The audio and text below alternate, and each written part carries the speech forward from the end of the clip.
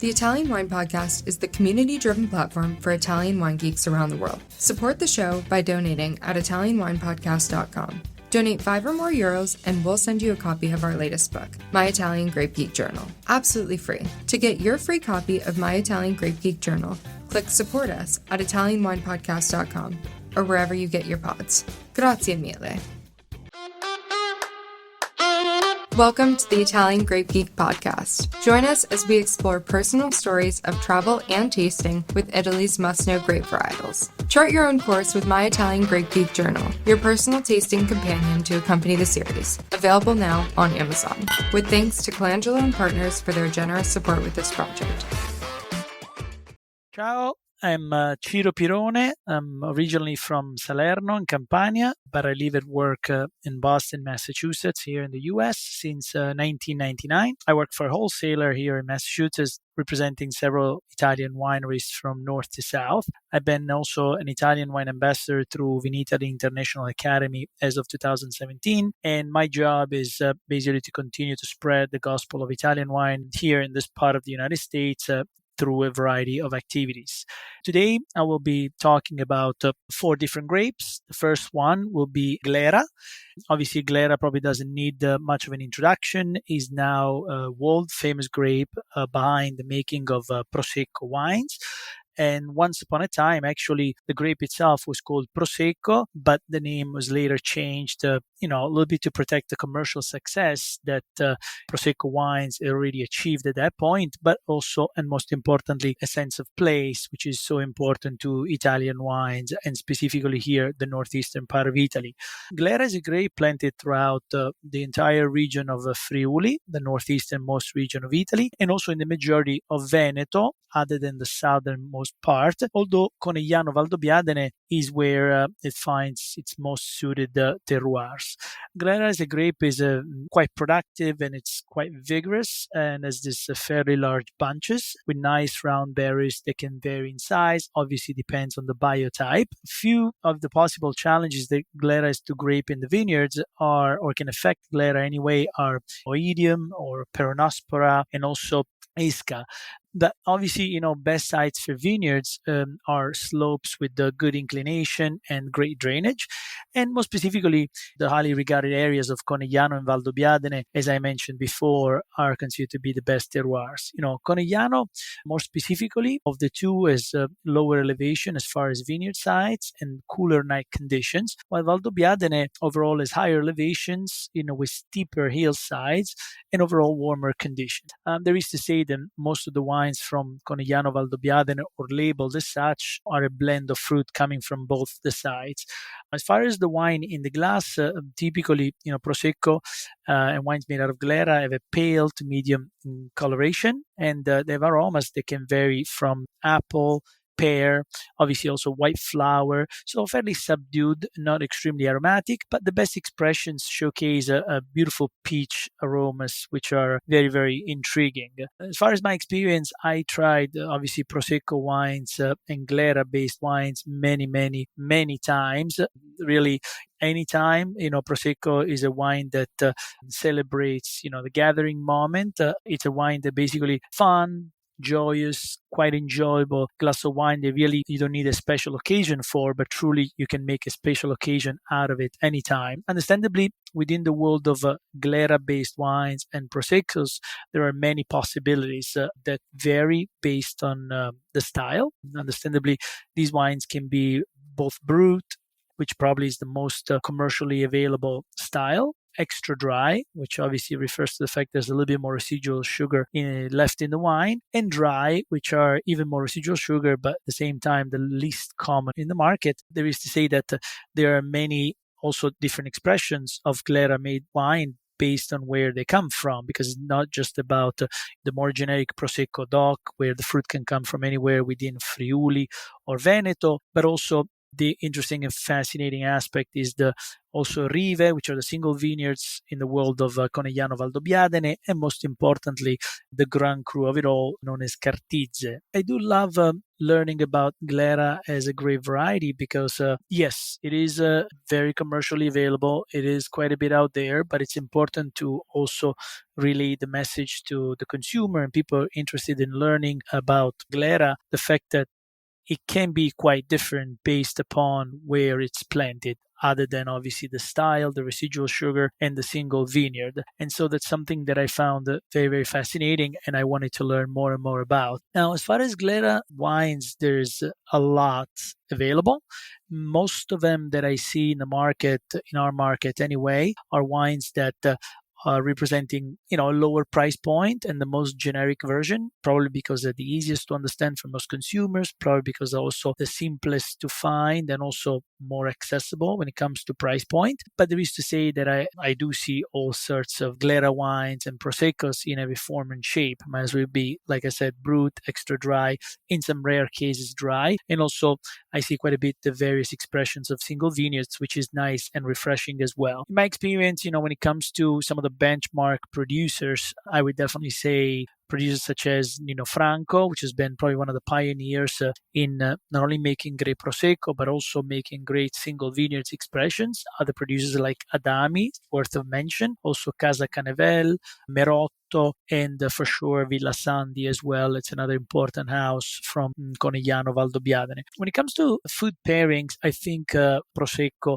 as a wine, it's quite versatile, meaning it can be a terrific aperitif wine, so just a glass of wine to have as is. It's great for mixing, obviously, as we all know, for a variety of mixed drinks like Aperol Spritz or Bellini, mimosas, and things of that nature. But ultimately, it can be a gastronomic wine as we start digging deeper and finding the drier styles and maybe the single vineyard expressions and whatnot. It can be a great wine to enjoy with shellfish, seafood, things that have a little bit of salty, saline quality, definitely maybe oysters and grilled shrimp, also salads, simply, it's a wine really for everyday purpose and for everyday drinking. So I think it's a wine not to underestimate for the possible quality, but definitely got to find the right ones and will impress you for the flavors. Hello, Ciro, and I'm back for another grape variety.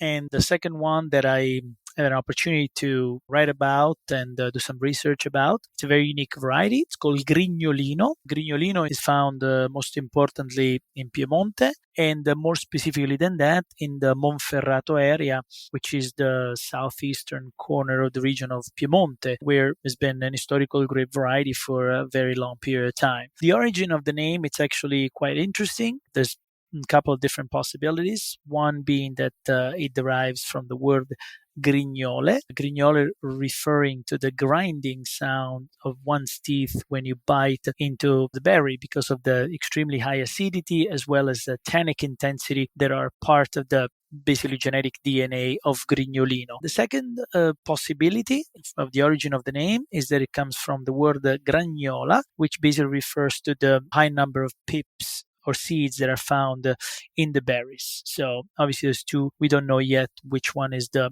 actual origin of the name. And so Grignolino as a grape variety before it went dormant, if you will, as it was quite popular in past centuries, obviously today plantings have decreased and throughout the centuries, the wines were very sought after and very appreciated for this beautiful light coloration and great elegance, fantastic drinkability, especially with the richer cuisines. It might be more commonly typical with this parts of Italy. It is a variety that in the vineyards needs lots of sun, so needs great sites with the good slopes, good inclination, obviously good drainage, and most specifically because obviously here we have a very, very high level of acidity, high tannins. So you need this kind of softening agent, which is important for the production of quality Grignolino. So the more relevant, if you will, soil types for Grignolino to make the best wines are two. One would be the sands. They're commonly associated with the area of Asti. And the second one, it's one known as the terre bianche, which is practically calcareous soils that they're most commonly find in the Alessandria area. Overall, Grignolino is definitely not an easy variety to work with because only tends to produce small quantities and as a small berries, small bunches, and also tends to suffer from asynchronous maturations where some of the berries might ripen before others. So obviously, definitely a bit of a headache. That's why also, producers set it aside in spite of the brilliant past. Overall, it makes wines that have this very, very nice light coloration, almost like tending towards the rosé more than actually red color, and has fantastic aromas really bursting through the glass of strawberries, raspberries, like very, very red crunchy berry fruit, with again the quintessential acidity that almost creates a little bit of sourness in the mouth, and this very, very vibrating tannic structure, which again can be a bit off-putting to some, but at the same time can be fantastically exciting to others, and I think also very exciting with the food pairing. As far as my experience with Grignolino here in our market, and a bit in general, is not a variety that is extremely available. I've had the opportunity to taste it randomly, might as well be when I was in Italy for 5-star wines, or other opportunities when I visited producers that we represent here in Piemonte specifically, although we might not have the wines here. And most currently, I had the opportunity to taste one of the new estates that is making Grignolino, called Tenuta Garetto. So again, not something that you find extremely common in the market, but at the same time, it is exciting and definitely refreshing, to say the least, when you get to taste it. So I do love Grignolino every once in a while. I think it's because it does have this, again, a very crunchy, like thirst-quenching type of quality. Creates lots of freshness in the mouth with its great acidity, and also with this dryness that basically cleanses the palate and invites you to have another bite of food. In spite of being a variety that today only represents few hectares of plantings overall in Italy, I love to do some research about it, because I think it definitely has great historical background, has potential great quality, and I think there is an opportunity to be more and more available in the market. Also, I love the fact that in the history, Grignolino basically was what today is Nebbiolo, was one of the most sought after wines, was one of the most expensive wines that people would be willing to pay for. So I think that goes to show that there is potential for quality, although we have to put it in the right place. And today there's less of that, because most of the right places are taken by, obviously, commercially more viable varietals. As far as the Grignolino in the market, or at least in our market, I would say it's definitely not readily available. I do stumble upon some when I go into more, specialized stores or restaurants which they want one. Definitely, it's a wine that tends to be a bit more seasonal, maybe because of the inner characteristics of high acidity, high tannins, and also the lack of color. But at the same time, it is something that more and more, you can find, you gotta look for it. And it's up to us, that we are specifically in the Italian wine industry, to bring them to the limelight, if you will. When it comes to producers that I would say are definitely benchmark, historically definitely been Braida, one of them. Also the Coppo family, a family more of Barbera, but they do a nice Grignolino. And definitely I would add the Tenuta Garetto, which is new on the scene, owned by the Gallardo family, which I think they're doing a fantastic job in representing Grignolino. Now, when it comes to food pairing, maybe not the easiest, but at the same time, thanks to such a high level of acidity and tannins, as previously mentioned, I think Grignolino needs, most importantly, meat dishes, and especially meats that have a good amount of fat, like, salumi. A variety of different salumi, salame, soppressata. I think they can be terrific with Grignolino. And also, why not a rich risotto, maybe with mushroom, something of that nature. I think it would be a great food pairing.